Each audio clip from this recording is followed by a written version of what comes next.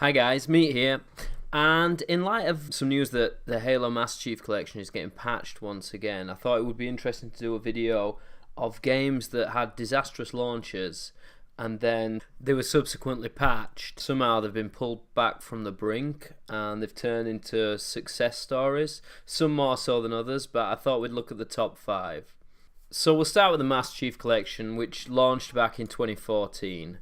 And the Master Chief Collection followed on from Halo 4, which was met with mixed reviews. Some people liked it, others felt it moved too far towards sort of the Call of Duty snap-firing brand than what made Halo what it was. So people were really excited when 343 Industries announced that they were going to make a Halo collection. All 4 Halo games rolled into one package, one of them enhanced for the Xbox One, and it'll have matchmaking for all 4 games. Fans of the franchise are obviously psyched about this. They get all the games, they get achievements, they get online multiplayer for all 4, and it's all in one package with better graphics. And best of all, it was a budget price. It was about half the RRP of a normal Xbox game. So where did it go wrong? All these things are going for it. Fans are excited. It's the first proper Halo on the Xbox One, and somehow they managed to cock it up. So come launch day, obviously fans are excited to get online and start shooting each other in the classic multiplayer from Halo 2, Halo 3, and the problem is they can't. When the game's released, matchmaking is completely broken. To get a game, it takes about 30 minutes and you're not even guaranteed to get one, and it's just a big mess. 343 Industries acknowledge the problem, they say they're going to fix it, but 2 weeks later, the matchmaking still won't work. It's a PR disaster. This is Microsoft's flagship game, flagship franchise, and people can't even get on and play multiplayer on it. Even with patches, the matchmaking system improves slightly, but it's still totally wonky. It's not guaranteed to work for certain people. The party system is a disaster, and certain parts of the game, the hit detection is all off. It's just a nightmare. In December, the head of 343 Industries comes out and says, we understand this is completely unacceptable, and as a token of goodwill for sticking by us, we're going to give you Halo 3 ODST for free when we release it. So that sort of pacifies the fans in the short term.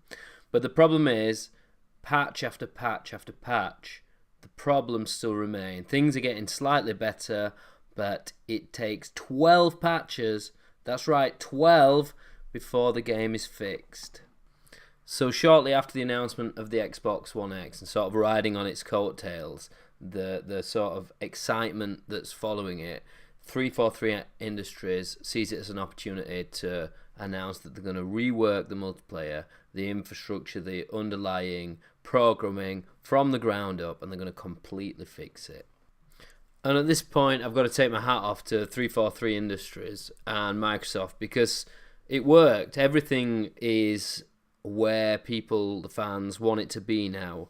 It's taken a long time, an unacceptable amount of time, but it's got there. And the thing is, Microsoft didn't need to do this. They sort of got the game into a state where it was playable. It wasn't optimized, but it still worked. But even now, 5 years after the original release, they're still patching it and refining the game. And it's finally where the fans really want it. It's the Halo that they envisioned when it was originally announced. And not only that, but it's free with the Xbox Game Pass, so it's a real fan service. It'll be interesting to see where 343 take the game from here, but it's definitely had a resurgence in popularity based on their sort of hard efforts in the long term and not giving up on a broken product. So the next game we're going to look at is Grand Theft Auto Online, which is an interesting one. Because Grand Theft Auto 5, which it came packaged with, was a resounding success. It was one of the most successful games of all time.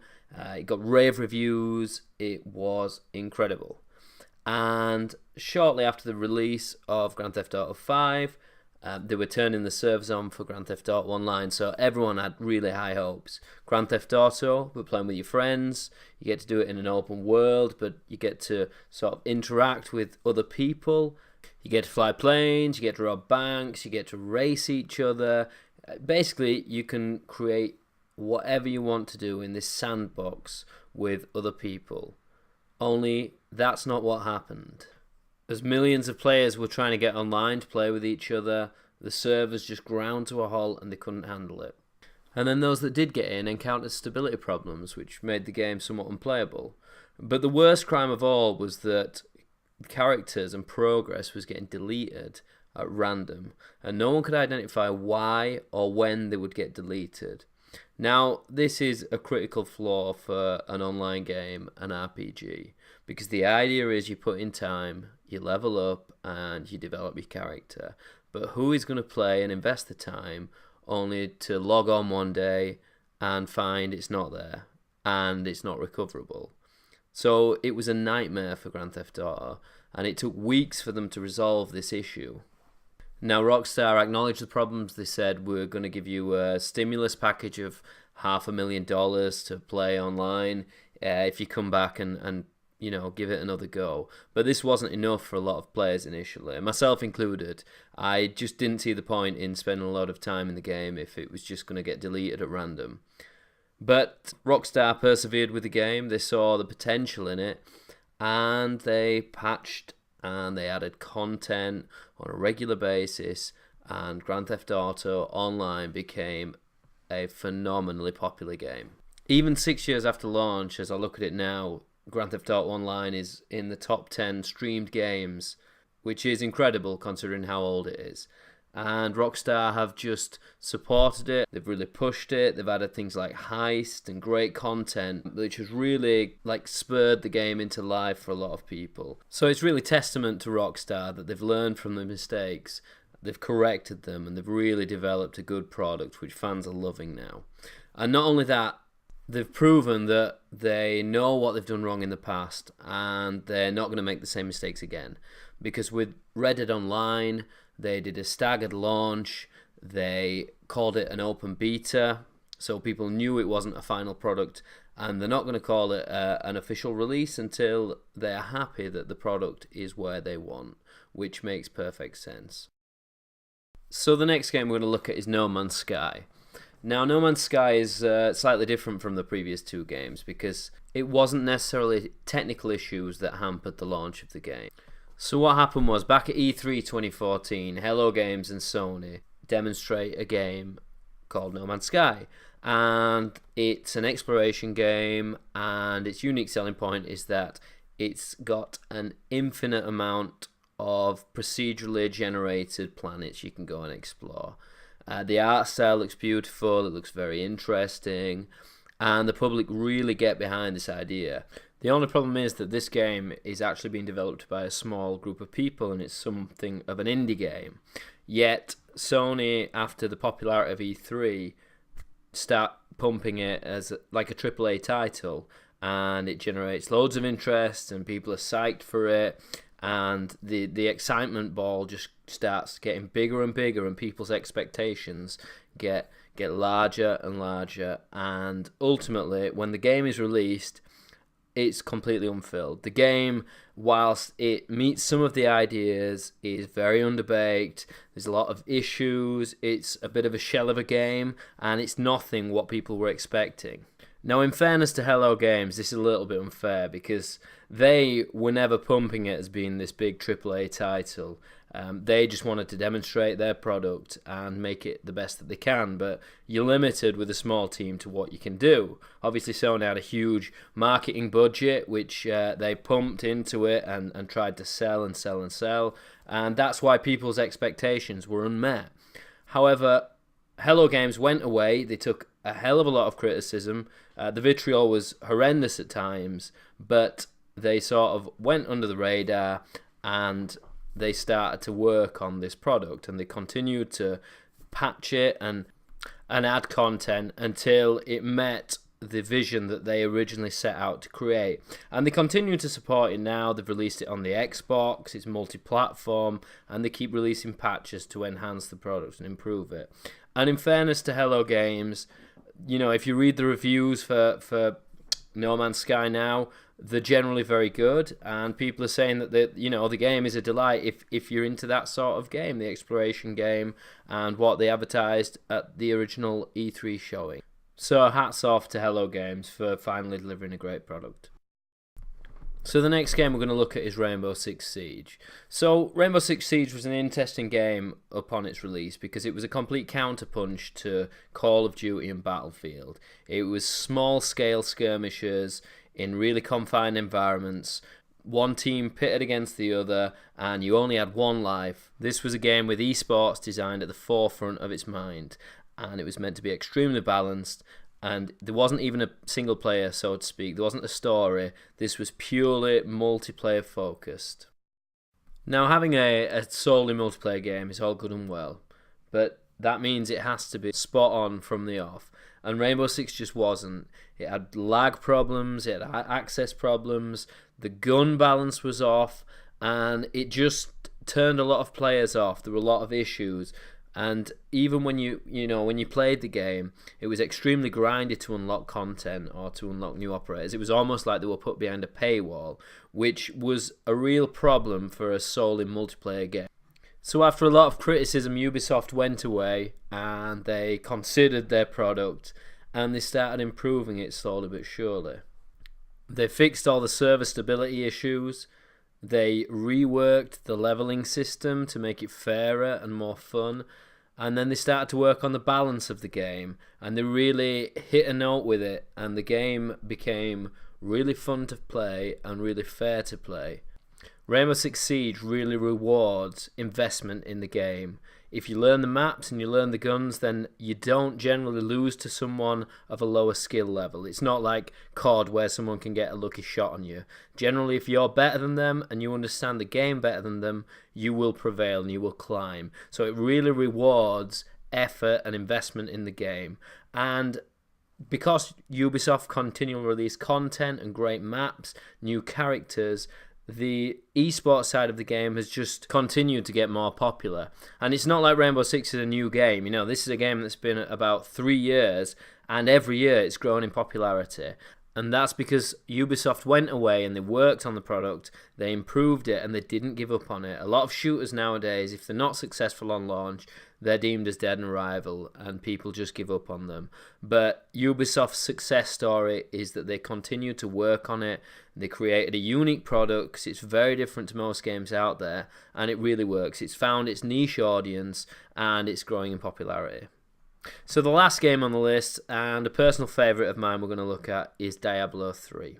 So Diablo II released in the year 2000, and it was an extremely popular isometric action RPG. It was the quintessential hack and slash. You kill enemies, you get loot, you kill more enemies, you get better loot, and so on and so forth. And you do it with 8 friends or 8 people, and you fight harder and harder enemies, and so on and so forth. And it was really, really popular and really, really fun. So all Blizzard had to do with the sequel was to go bigger and better, slightly better graphics, more enemies, much of the same, blah, blah, blah. Diablo was never known for being a fantastically graphical game.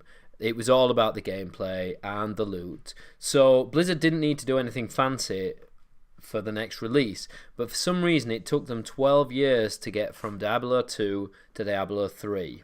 Now, when it got demoed for the first time, there were a few design choices which some people didn't like, others did. The art style was very different. Diablo 2 was a very, very dark game, and Diablo 3 moved away from that slightly. Not much, but people were upset that it had. And also, they reduced the multiplayer from 8 to 4 people in a view to make it more refined and less cluttered, which was acceptable. Those are, design choices, and they didn't impact the game. It was still the same game. However, what they did add was an online auction house. Now, Blizzard's argument for this was to counter gold sellers, where you could go online and buy items. So they wanted to make it a safe environment where people could trade items and make real-world money. Now, we all know the ultimate reason Blizzard were doing this is because they can add to their breadline, and line their own pockets whilst keeping everything internally within the game, and ultimately it completely broke the game. If you can just go online with your own money and buy the best items, it completely kills the leveling up and gearing up experience.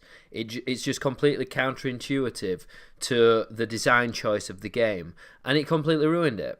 So an online auction house works on supply and demand, and if there are less items on there, it inflates the price and people are paying a lot more. So what Blizzard did, they made the game so difficult that you needed to go to the auction house and buy gear to progress to the later content. The gear drops throughout the game were pitiful. You couldn't get the gear to progress, it became extremely grindy, so the natural option was to cheat and go to the auction house and get a bit of gear, and that would allow you to get to later content. And naturally the best gear was in the final Inferno mode, but that was almost impossible to get to unless you bought gear, all the while giving Blizzard money. It was very clever, but it totally killed the game. It was a broken system, and it went against everything that made Diablo 2 such a fantastic game. Now, I can remember playing with my friends, and I think it was Act 2 in Nightmare we got to, and you would literally get one shot by these little wasps that shot stingers, and it's not like you could even see them. They'd shoot them from off the screen, and they would one-shot you. And it just became so infuriating that it wasn't worth playing. It wasn't worth grinding. None of us wanted to buy real gear with real money. So ultimately we went and played something else. Clearly we weren't the only ones who did this, because the game's popularity absolutely tanked after launch. Now, Blizzard must have known something was wrong, because Diablo 2 remained an extremely popular game. Even 10 years after its release, there were still people playing Diablo 2 when they should have moved on to Diablo 3, but they didn't because it had such a broken system. So Blizzard, like the previously mentioned companies, went away, they looked at where they'd gone wrong, and they came out with a big patch. And the patch removed the whole online auction house. Now, doing this was like a domino effect. By getting rid of the online auction house, they completely restructure the difficulty level of the game, and in doing so they made it a curve which was much more achievable. They upped the gear drops, they made it much more like Diablo 2, where there was a fair amount of gear being dropped constant, and you always felt like you were progressing slowly but surely towards the end game content. Now, naturally, fans loved these changes, myself included. It was fantastic. It felt like the Diablo of old. It was an action RPG where you were grinding out new gear, and it got better and better. But Blizzard didn't stop there. They also realised that they needed to improve the endgame content to keep those fans that had just come back. So they did this by creating seasons and rifts.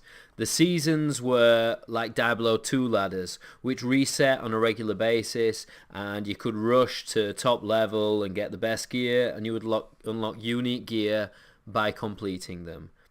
And then the rifts were randomly generated dungeons that got progressively harder and harder, so you could keep grinding the content, fighting harder mobs, and seeing how far you could go, and getting better loot as you do. And it really struck a chord. They were extremely popular, and even to this day, Diablo remains a very popular game. It's come out on multiple platforms, it's sold an absolute boatload, and that is because Blizzard didn't give up on the product. They realised the error of the ways, they went away, and they made Diablo 3 the game that it should have been, the true successor to Diablo 2. And hopefully they will do the same and learn the same mistakes with Diablo 4 when it finally comes out. So there you have it. Those are my top 5 games that had disastrous launches but have been turned around into great games. I hope you enjoyed the video. If you did, be sure to give it a like. If not, give it a dislike and let me know why in the comments. And if you enjoyed the content, be sure to subscribe because I'll be making more videos in the future. Thanks, meet out.